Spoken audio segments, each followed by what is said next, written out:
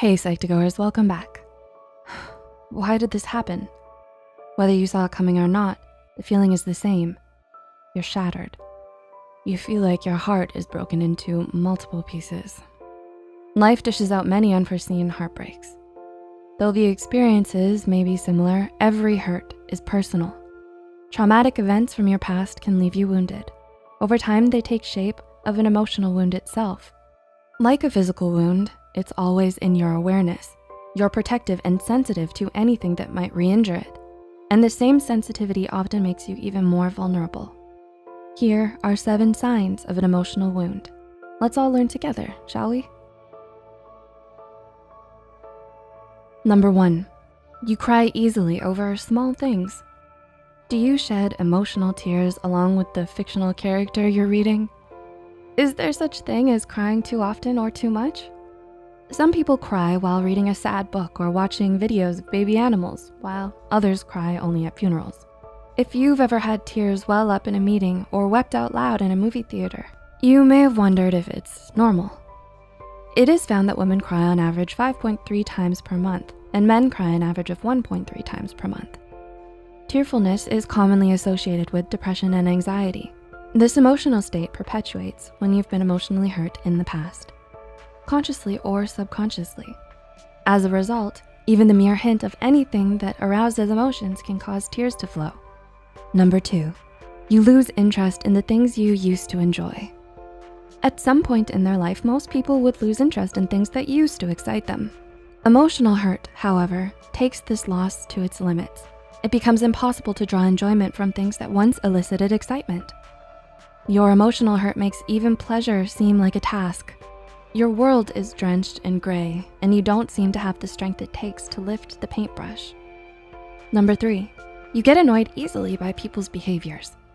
Irritability is the carbon monoxide of emotional pollutants. No one likes confrontation, but you can run from it for only so long. Anger has its own role. Both direct and indirect anger, or passive, is meant to communicate something important.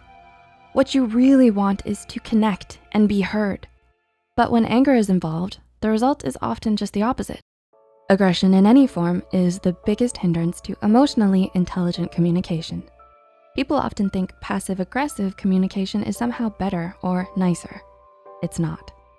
In fact, it may actually be worse. If you're looking for a true and meaningful connection and understanding with another person, you need a better strategy. Being compassionate with yourself and figuring out the source can help bring yourself down when you're feeling on edge. Be compassionate with yourself. Number 4, you feel worthless and hopeless. How can you increase your sense of worth? Can you earn it through what you do? Happiness is not obtained solely by your achievements. Self-worth based on accomplishments is pseudo-esteem and not the real thing. Feeling worthless often involves a sense of hopelessness and insignificance. Such feelings often arise commonly due to abuse or trauma or difficult situations that pose a threat to a person's sense of oneself. Pinpointing the cause behind these distorted thoughts can help you to understand and address factors that contribute to low self-esteem. Number 5, you keep replaying the bad memories in your head. Is your head filled with one single thought or a string of thoughts that just keep repeating and repeating and repeating themselves? The process of continuously thinking about the same thought, which tends to be sad or dark, is called rumination. Your history of emotional or physical trauma makes you believe that by ruminating, you'll gain insight into your life or a problem you're facing. As when a ball is rolling downhill, it's easier to stop the ruminating thoughts when they first start rolling and have less speed than when they've gathered speed over time. It helps to identify your trigger and find a distraction to break your thought cycle. For example, calling a friend or family member, doing chores around the house, reading a book, or walking around your neighborhood. This helps to challenge the onslaught of thoughts. Number 6, you feel too much until you're numb. An emotional wound can also trigger what is called apathy. Emotional hurt causes you an emotional overload to the point that you become numb. It's a form of self-defense against future hurt. Apathy is a feeling, but it's also an attitude. And sadly, the attitude is one of indifference, unconcern, unresponsiveness, detachment, and dispassion.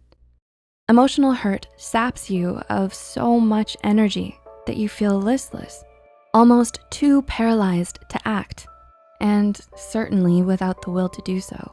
This is why apathetic individuals are easily identified by their passivity. Your interest in confronting life's challenges is seriously compromised. You just don't care anymore. To defeat this stagnancy within, you must be willing to commit to giving this apathy the fight of its life, even though doing so feels like it will take a lot more energy and effort than you're capable of. And number 7, you feel clueless and stuck. Ever had times when you feel trapped or restless, where the life you're living doesn't seem anything like the life you wanted, as if on autopilot, going through the motions but feeling unsatisfied?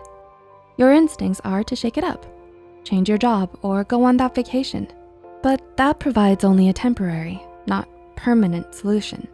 Instead, the solution lies within. Topping up your ways of thinking about events can actually help lead to new perspectives and diminish distress and anxiety. It's important to do away with your negative perceptions about yourself that interfere with problem solving.